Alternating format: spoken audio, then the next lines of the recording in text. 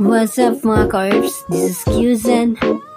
So for today's video, I just want to introduce my Qzen SMP. So bali nagre-recruit pala ako dito sa server ko, which is Qzen SMP. Cause yun na naman, naghahanap ko ng kalaro eh. Sana all. Kasi kailangan ko ng mga members dito sa Qzen SMP ko. Yung hinahanap ko kasi is yung magaling mag-build and etc. Basta magaling mag What? Basta alam mo na yun. Bro, what are you talking about, man? So ano pa yung hinihintay mo? Join na dito sa Qzen SMP. So bali yung gamit ko pala dito is Java, not Bedrock. Kasi yung lag ko sa Bedrock kaya nag-Java na lang muna ako. And mas bet ko yung yung Java kaysa sa Bedrock. Pero mas bet ko talaga.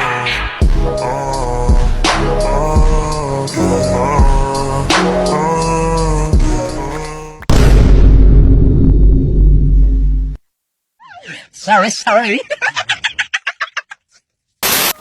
So, yun na nga guys, kung sino yung mga sasali dito sa server ko, DM me in Discord. And I'm gonna put the link in comment sections. Then, I will interview you in Discord. Basta may mga tanong ako dun na kailangan mong sagutin before mag-enter ka dito sa server. And you must read carefully the rules of the server. So here we go now.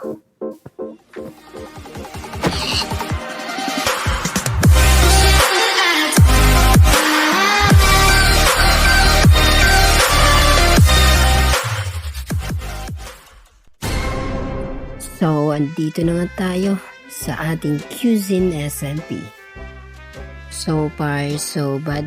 Cause yung spawn, mukhang 50-50 yung buhay natin mamayang gabi Cause the hostile mobs is favorite nila yung itong biome na to.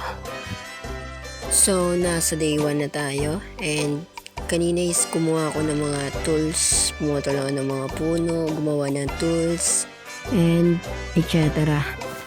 Di kasi ako nakapag-record kanina cause nag-live ako then pintay ko agad ano pa yung size ng live ko, wala namang manonood.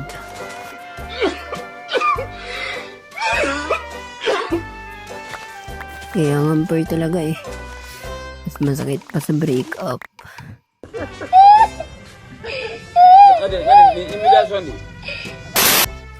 But it's okay cause at least still pinagpapatuloy pa rin.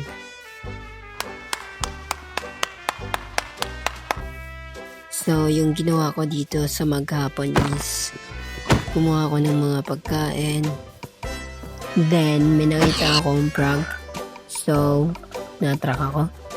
Kasi pogi niya kasi so yun, nagampas ko mukha niya.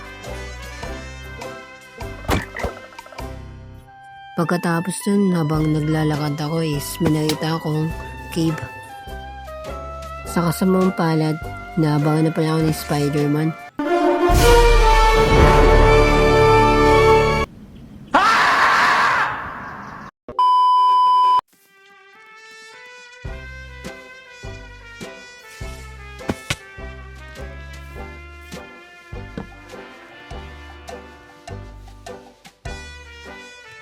So, yung ginawa ko is, kinuha ko muna yung pagkain na niluto ko, then kumain ako. Baka kasi mapatay agad ako And, yun na nga. Naipaglaban na ako dito sa Spider-Man.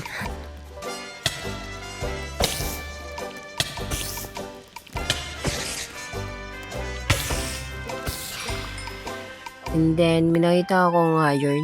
So, kinuha ko na agad to. Because We need it. First iron ko pa naman to in first day of this SMP. So, pagkatapos kong makuha tong mga iron, I gathered some woods and foods.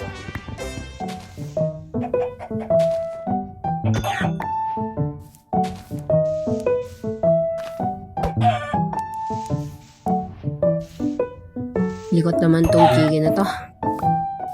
So, bumalik na nga ako dun sa pinaglutuan ko dun sa kuweba to get my stuff, and may na-encounter din akong zombie dito, which is inatake agad ako. Kaya hampas kami dalawa hanggang sa wabot yung punto, panalo yung pogi. Siyempre. And then may paputok pa nga. Andyan na naman yung creeps. Sige, punta ka dito. Papaluin kita ng batuta ko. Ay, axe pala. Wait lang, time first. Kakain muna ako. Wait. Huwag kang puputok. Huwag. Masama yan, pre. Wait. Ay, awits. Ay, takte. Nox, muntik pa ako dun na. Yung heart ko.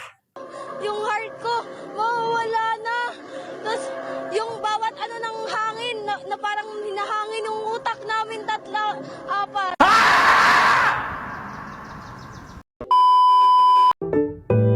Buti di tayo naging kwento. Muntik pa talaga. So, after that, kinuha ko na agad yung mga gamit ko kasi gagabi na eh. Then, naghanap-hanap muna ako saglit ng mga pagkain if may mahanap pa. Cause gabi na eh. Then, nakita ko isang ship. Tapos, pinagpasan ko muna yung sunset. Cause, so far, so good naman. So, pinagpatuloy ko na yung paglalakbay ko.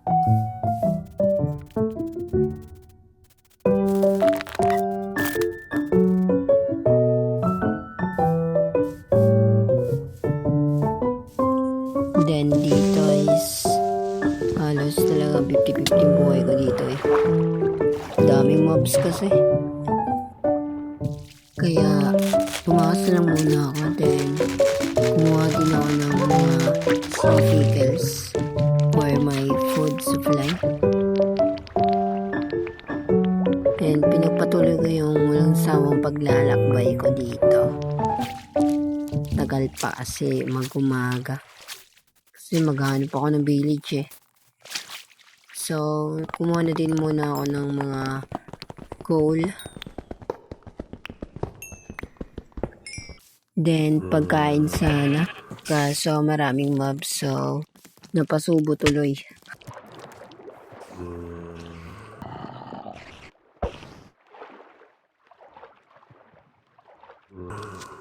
So, nasa dito na tayo. And so far, so bad. Cause a lot of mobs around us. So, after fighting the mobs, I continue my journey to find the village. After minutes ago, I gathered some resources like minerals and foods. Then, nagluto muna ako tapos gumawa na agad ako ng shield. Saka ako pinagpatuloy yung paghahanap ng village cause second day is wala pa talaga ako nahanap ng ng village. Kita nyo naman sa map. So, yung ginawa ko na lang is pinagpatuloy ko yung paglalakbay ko. Then, kumuha din ako ng mga other resources na kailangan ko. Then, pinagpapatay ko rin yung mga kalabaw para may makain tayo.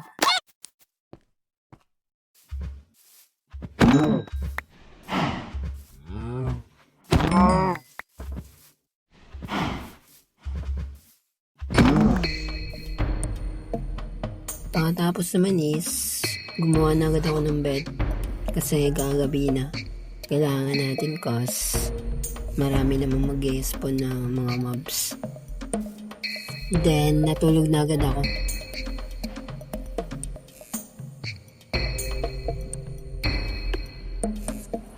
So, nasa day 3 na tayo guys. And binakita akong ship. So, pinatay ko na agad to. And, pansamantala muna natin tong puputulin na video cause may mga ayusin pa kami dito sa server. Actually, even in Discords. So, yung namamahala dun muna is si Kyla. Which is, siya yung kabady ko dun. I mean, partner in DC and MC. So, abang-abang na lang mga ka-ERPs sa next episode. And kindly please subscribe. Thank you!